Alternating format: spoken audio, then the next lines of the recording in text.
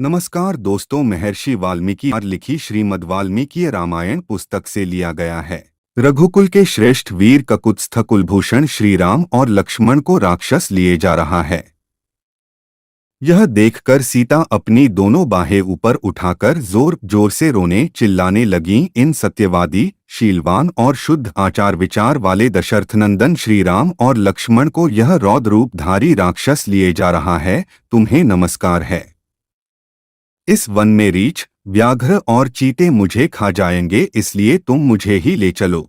किंतु इन दोनों ककुत्स्थवंशी वीरों को छोड़ दो। विदेहनंदिनी सीता की यह बात सुनकर वे दोनों वीर श्रीराम और लक्ष्मण उस दुरात्मा राक्षस का वध करने में शीघ्रता करने लगे। सुमित्रा कुमार लक्ष्मण ने उस राक्षस की बाईं और श्रीराम ने उसकी दाहिनी बाह बड़े वेग तोड़ डाली। भुजाओं के टूट जाने पर वह मेघ के समान काला राक्षस व्याकुल हो गया और शीघ्र ही मूर्छित होकर वज्र के द्वारा टूटे हुए पर्वत शिखर की भांति पृथ्वी पर गिर पड़ा। तब श्रीराम और लक्ष्मण विराट को भुजाओं, मुक्कों और लातों से मारने लगे तथा उसे उठाकर पटकने और पृथ्वी पर रगड़ने लगे। बहुसंख्यक बाणों से घायल और तलवारों से क्षतविक्षत होने पर तथा पृथ्वी पर बार बार रगड़ा जाने पर भी वह राक्षस मरा नहीं। अवध्य तथा पर्वत के समान अचल विराट को बारंबार देखकर भय के अवसरों पर अभय देने वाले श्रीमान राम ने लक्ष्मण से यह बात कही। पुरुष सिंह, यह राक्षस तपस्या से वर पाकर अवध्य हो गया है।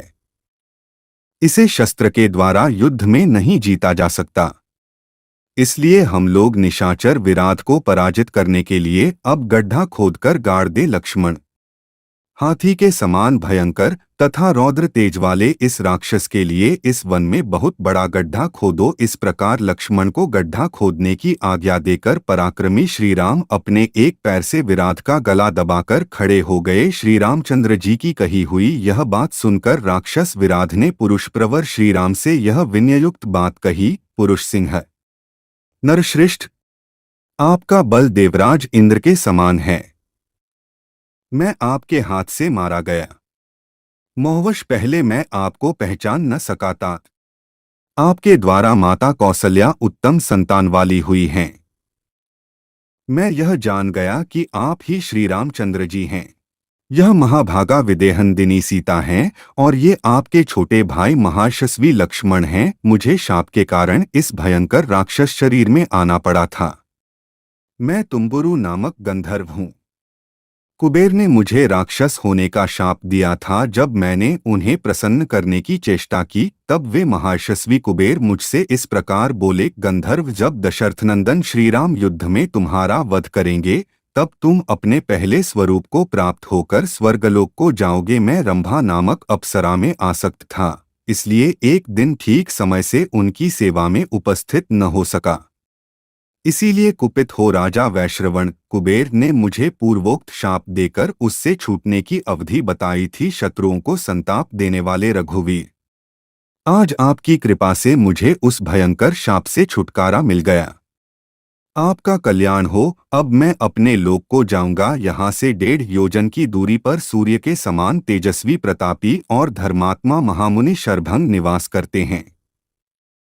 उनके पास आप शीघ्र चले जाइए, वे आपके कल्याण की बात बताएंगे। श्रीराम, आप मेरे शरीर को गड्ढे में गाड़कर कुशल पूर्वक चले जाइए। मरे हुए राक्षसों के शरीर को गड्ढे में गाड़ना, कब्र खोदकर उसमें दफना देना, यह उनके लिए सनातन परंपरा प्राप्त धर्म है। राक्षस गड्ढे में गाड़ दिए जाते हैं, उन्हें सनातन लोकों की प्राप्ति होती है। श्रीराम से ऐसा कहकर बाणों से पीड़ित हुआ महाबली विराट जब उसका शरीर गड्ढे में डाला गया तब उस शरीर को छोड़कर स्वर्गलोक को चला गया। वह किस तरह गड्ढे में डाला गया, यह बात अब बताई जाती है। उसकी बात सुनकर श्री रघुनाथ जी ने लक्ष्मण को आज्ञा दी, लक्ष्मण, भयंकर कर्म करने वाले तथा हाथी के समान भयानक इस राक्षस के लिए इस वन में बहुत बड़ा गड्ढा खोदो। तब लक्ष्मण ने फावड़ा लेकर उस विशालकाय विराट के पास इस प्रकार लक्ष्मण को गड्ढा खोदने का आदेश दे। पराक्रमी श्रीराम एक पैर से विराट का गला दबाकर खड़े हो गए। खोदकर तैयार किया तब श्रीराम ने उसके गले को छोड़ दिया और लक्ष्मण ने खूंटे जैसे कान वाले उस विराट को उठाकर उस गड्ढे में डाल दिया। उस समय वह बड़ी भयानक आवाज में जोर जोर से गर्जना कर रहा था। युद्ध में स्थिर रहकर शीघ्रतापूर्वक पराक्रम प्रकट करने वाले उन दोनों भाई श्री राम और लक्ष्मण ने रणभूमि में क्रूरतापूर्ण कर्म करने वाले उस भयंकर राक्षस विराट को बलपूर्वक उठाकर गड्ढे में फेंक दिया। उस समय वह जोर जोर से चिल्ला रहा था। उसे गड्ढे में डालकर वे दोनों बंधु बड़े प्रसन्न हुए। महान असुर विराट का तीखे शस्त्र से वध होने वाला नहीं है, यह देखकर अत्यंत कुशल दोनों भाई नरश्रेष्ठ श्री राम और लक्ष्मण ने उस समय गड्ढा खोदकर उस गड्ढे में उसे डाल दिया और उसे मिट्टी से पाटकर उस राक्षस का वध कर डाला। वास्तव में श्री राम के हाथ से ही हठपूर्वक मरना उसे अभीष्ट था। उस अपनी मनोवांछित मृत्यु की प्राप्ति के उद्देश्य से स्वयं वनचारी विराध ने ही श्रीराम को यह बता दिया था कि शस्त्र द्वारा मेरा वध नहीं हो सकता। उसी बात को सुनकर श्रीराम ने उसे गड्ढे में गाड़ देने का विचार किया था। जब वह गड्ढे में डाला जाने लगा, उस समय उस अत्यंत बलवान राक्षस ने अपनी चिल्लाहट से सारे वन प्रांत को गुंजा दिया। राक्षस विराट को पृथ्वी के अंदर गड्ढे में गिराकर श्रीराम और लक्ष्मण ने बड़ी प्रसन्नता के साथ उसे ऊपर से बहुतेरे पत्थर डालकर पाट दिया।